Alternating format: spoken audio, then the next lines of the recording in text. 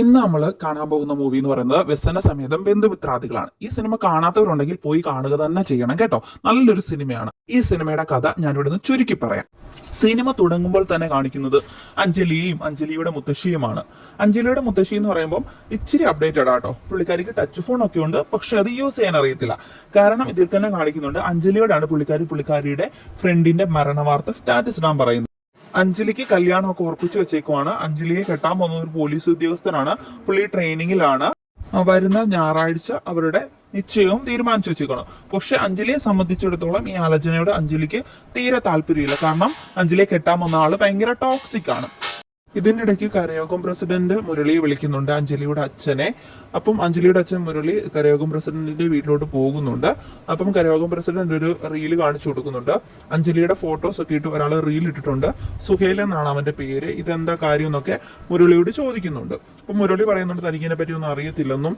അപ്പം വേണു ചോദിക്കുന്നുണ്ട് അവർ തമ്മിൽ എന്തെങ്കിലും റിലേഷനോ കാര്യങ്ങളോ ഒക്കെ ഉണ്ടോ, ഇപ്പോഴത്തെ പിള്ളേരെ ഒന്നും പറയാൻ പറ്റത്തില്ല എന്നൊക്കെ പറയുന്നുണ്ട്. അടുത്ത സീനിൽ കാണിക്കുന്ന അഞ്ജലിയുടെ ഫ്രണ്ടിനെ വിളിക്കുന്നതാണ്. വിളിച്ചിട്ട് പറയുന്നു എനിക്ക് ഈ കല്യാണാലോചനയോട് താല്പര്യമൊന്നുമില്ല, ഈ ബന്ധം അത് നാളെ പോകത്തൊന്നുമില്ലെന്ന് പറയുന്നുണ്ട്. അത് കഴിഞ്ഞ് അഞ്ജലിയുടെ അച്ഛനും അമ്മയും മുത്തശ്ശി എല്ലാം കൂടെ ഇരുന്ന് ഊണ് കഴിക്കുകയാണ്. അപ്പൊ അഞ്ജലി തനിക്ക് ഈ ബന്ധത്തിൽ താല്പര്യമില്ലെന്ന രീതിയിൽ പറയാൻ ഒരുങ്ങുമ്പോൾ മുരളി ചോദിക്കുന്നുണ്ട് ആരാ ഈ സുഹൈൽ എന്ന്. അപ്പൊ അഞ്ജലി ഞെട്ടുന്നുണ്ട്. അപ്പൊ അഞ്ജലി പറയുന്നുണ്ട് അതൊരു ഭ്രാന്തന്റെ പുറകെ കുറെ നാളായിട്ട് നടക്കാൻ തുടങ്ങിയിട്ട് എനിക്ക് അവനോടൊന്നും ഇഷ്ടമില്ലെന്നൊക്കെ പറയുന്നുണ്ട്. അപ്പം അച്ഛന് ഭയങ്കര ഒരു ആശ്വാസമാകുന്നുണ്ട്. എന്നാൽ അമ്മയ്ക്ക് ഇത് കേട്ടിട്ട് ഭയങ്കര പേടിയാവുകയും തിരിച്ചും മറിച്ചും വീണ്ടും ചോദിക്കുകയും ചെയ്യുന്നുണ്ട്. അപ്പൊ മുത്തശ്ശി അമ്മയെ വഴക്കും പറയുന്നുണ്ട്. അത് കഴിഞ്ഞ് അച്ഛനും അമ്മയും ഉപദേശിക്കുന്നുണ്ട് ഇത് വലിയൊരു ആലോചനയാണ്, ഇതുപോലെ ഒരു ആലോചന വരത്തില്ല, മോൾ ഇത് വേണ്ടെന്ന് പറയരുതെന്ന് പറഞ്ഞ് അഞ്ജലിയെ ബ്രെയിൻ വാഷ് ചെയ്ത് വീണ്ടും കല്യാണത്തിന് സമ്മതിപ്പിക്കുകയാണ് ചെയ്യുന്നത്. അത് കഴിഞ്ഞ് അഞ്ജലിയുടെ കൂട്ടുകാരിയെ വിളിച്ച് സുഹേലിന്റെ ഈ കാര്യം പറയുന്നുണ്ട്. അപ്പൊ കൂട്ടുകാരി സുഹേലിനെ വിളിച്ചിട്ട് പറയുന്നുണ്ട് അല്ലെങ്കിൽ തന്നെ അവൾക്ക് ഭയങ്കര പ്രശ്നം, അതിന്റെ ഇടയ്ക്ക് നീയും കൂടെ ഇങ്ങനെ പ്രശ്നം ഉണ്ടാക്കരുതെന്ന് പറയുന്നുണ്ട്. അപ്പൊ സുഹേൽ കാര്യം അന്വേഷിക്കുമ്പോൾ കൂട്ടുകാരി പറയും ഇന്ന പോലെ അവളുടെ കെട്ടാൻ വന്ന ചെറുക്കം ഭയങ്കര ടോക്സിക്കാ, അതിൽ തന്നെ അവൾക്ക് ഭയങ്കര വിഷമവും കാര്യങ്ങളാന്ന് പറയുമ്പോൾ സുഹേൽ മനസ്സിൽ വിചാരിക്കും തനിക്ക് ഇനിയും ചാൻസ് ഉണ്ടെന്നൊക്കെ വിചാരിച്ച് സന്തോഷിക്കുന്നുണ്ട്. പിറ്റേന്ന് അഞ്ജലിയുടെ വീട്ടിലേക്ക് നിശ്ചയം പ്രമാണിച്ച് പെയിന്റ് അടിക്കാൻ വേണ്ടിയിട്ട് 2 പണിക്കാർ വരുന്നുണ്ട്. അതിനിടയിൽ അഞ്ജലിയുടെ മുത്തശ്ശി കുഴഞ്ഞു വീഴുന്നുണ്ട്. ഇത് പണിക്കാരിൽ ഒരാളായ സന്ദീപ് കാണുകയും കൂടെയുള്ള സണ്ണിയോട് ഇടച്ച് വെള്ളം അടിക്കാൻ പറയുമ്പോൾ അവനാണെങ്കിൽ കയ്യിലുണ്ടായിരുന്ന പ്രഷർ വാഷർ ഉപയോഗിച്ച് മുത്തശ്ശിയുടെ ദേഹത്തോട് വെള്ളം ഒഴിക്കും. അതിനുശേഷം മുത്തശ്ശീനെ ആശുപത്രിയിലോട്ട് കൊണ്ടുപോകുന്നുണ്ട്. ആശുപത്രിയിൽ ചെന്നതിന് ശേഷം നഴ്സും ചോദിക്കുന്നുണ്ട് ഇവരുടെ ദേഹം ഇത്ര നനഞ്ഞൊക്കിയിരിക്കുന്നതെന്ന്. മുത്തശ്ശി മരിച്ച വാർത്ത നാട്ടിൽ അറിയുന്നുണ്ട്. അപ്പൊ ലൈറ്റുകാരൊക്കെ വീട്ടിലോട്ട് ലൈറ്റ് കെട്ടാനായിട്ടൊക്കെ വരുന്നുണ്ട്. അപ്പൊ തൊട്ടടുത്ത വീട്ടിൽ അവിടുത്തെ പിള്ളേര് ബാൻഡ് സെറ്റ് പ്രാക്ടീസും ചെയ്യുന്നുണ്ട്. ഇതിന്റെ ഇടയ്ക്ക് മുത്തശ്ശി മരിച്ച വിവരം അറിഞ്ഞിട്ട് മെമ്പറും കരയോഗക്കാരും എല്ലാം ഇവരുടെ വീട്ടിൽ വരുന്നുണ്ട്. എന്നിട്ട് മുത്തശ്ശീനെ എവിടെ അടക്കണം എന്ന് ചോദിക്കുമ്പോൾ ഇവരുടെ വസ്തുവിന്റെ അറ്റത്ത് അടക്കാമെന്ന് തീരുമാനിക്കുന്നുണ്ട്. പിന്നെ അടുക്കളയിൽ കുറച്ച് പെണ്ണുങ്ങൾ നിപ്പുണ്ട്. അവിടെ പ്രസന്നന്റെ ഭാര്യയുണ്ട്. അതായത് ഇവരുടെ വീടിന്റെ അതിരിന്റെ അപ്പുറത്ത് താമസിക്കുന്നവരാണ്. അപ്പോൾ ഇവരുടെ അതിരിനോട് ചേർന്നാണ് മുത്തശ്ശിയെ അടക്കുന്നതെന്ന് അറിയുമ്പോൾ ഇവർ ഓടിപ്പോയി ഇവരുടെ ഭർത്താവിനോട് പറയുന്നുണ്ട്. അങ്ങനെ ഭർത്താവിനെ മൂപ്പിച്ച് ഇവർ പ്രശ്നങ്ങൾ ഉണ്ടാക്കുന്നുണ്ട്. ഇതിന്റെ ഇടയ്ക്കാണ് സുഹൈലും സുഹൈലിന്റെ കൂട്ടുകാരനായിട്ടുള്ള ശക്തിയും ഇവരുടെ വീട്ടിലോട്ട് വരുന്നത്. മരണവീടായതുകൊണ്ട് ഇവരെ ആരും ശ്രദ്ധിക്കത്തില്ല എന്ന് കരുതി ഇവർ വരുന്നുണ്ട്. സുഹൈല് അകത്തോട്ട് അഞ്ജലിയെ കാണാൻ പോകുമ്പോൾ ശക്തി വെളിയിൽ നിൽക്കുന്നു. അപ്പോൾ മെമ്പർ ഓർക്കും ഇവിടെ പണിക്ക് വന്ന ബംഗാളിയാന്ന് പറഞ്ഞിട്ട് ശക്തിയെ പിടിച്ചുകൊണ്ട് പോയി പറമ്പിൽ ചിതയൊരുക്കാൻ വേണ്ടിയിട്ട് കിളയ്ക്കാനായിട്ട് പറഞ്ഞവിടെ നിർത്തുവാണ്. പ്രസന്നനും ഭാര്യയും വന്ന് വഴക്കുണ്ടാക്കുന്നു. ഇവിടെ പറ്റത്തില്ല, ഇത് ഞങ്ങളുടെ അതിരാണ്, ഇതുവഴി ഞങ്ങൾക്ക് പോകേണ്ടതാണെന്ന് പറഞ്ഞ് അവർ വഴക്കുണ്ടാക്കുന്നു. അപ്പൊ ഇങ്ങനെ ഒരു പ്രശ്നം വേണ്ടെന്ന് കരുതി മെമ്പർ പറയുന്നു അപ്പുറത്തെ വശത്ത് പോയി അടക്കാമെന്ന് പറഞ്ഞ് അങ്ങോട്ട് ശക്തിയെ പറഞ്ഞു വിടുന്നു. വീണ്ടും കരയോഗ പ്രസിഡന്റ് വരുമ്പോൾ കന്നിമൂലയ്ക്കാണ് അടക്കുന്നതെന്ന് പറഞ്ഞ് പുള്ളി പറയുന്നു വേണ്ട, നേരത്തെ എവിടെയാണോ ചിതി ഒരുക്കാൻ തീരുമാനിച്ചത് അവിടെ തന്നെ അടക്കാമെന്ന് പറയുന്നു. ഇത് അറിഞ്ഞ പ്രസന്നൻ വീണ്ടും വഴക്കിന് വരുമ്പോൾ കരയോഗം പ്രസിഡന്റ് പറയുന്നു മുരളിയോട് അവനെ അടിക്കാൻ. പക്ഷെ മുരളി അത് ചെയ്യുന്നില്ല. കരയോഗം പ്രസിഡന്റിന്റെ കൂടെയുള്ള ഒരു വ്യക്തി ഈ പ്രസന്നനെ അടിക്കുകയും ആ പ്രസന്നനും ഭാര്യയും കൂടെ അവിടുത്തെ ചേമ്പുംകാട്ടിലോട്ട് വീഴുകയും ചെയ്യുന്നുണ്ട്.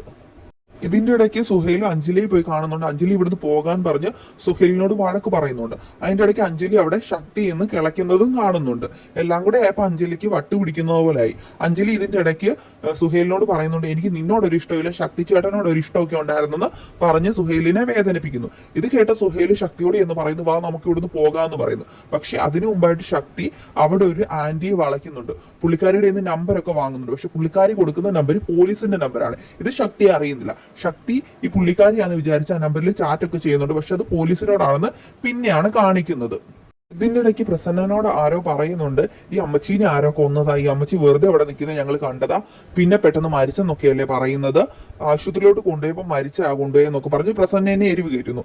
ഇത് കേട്ട പതി കേൾക്കാത്ത പതി പ്രസന്നൻ റോഡരികിൽ നിൽക്കുന്ന പോലീസിനോട് ചെന്നത് പറഞ്ഞു കൊടുക്കുന്നുണ്ട്.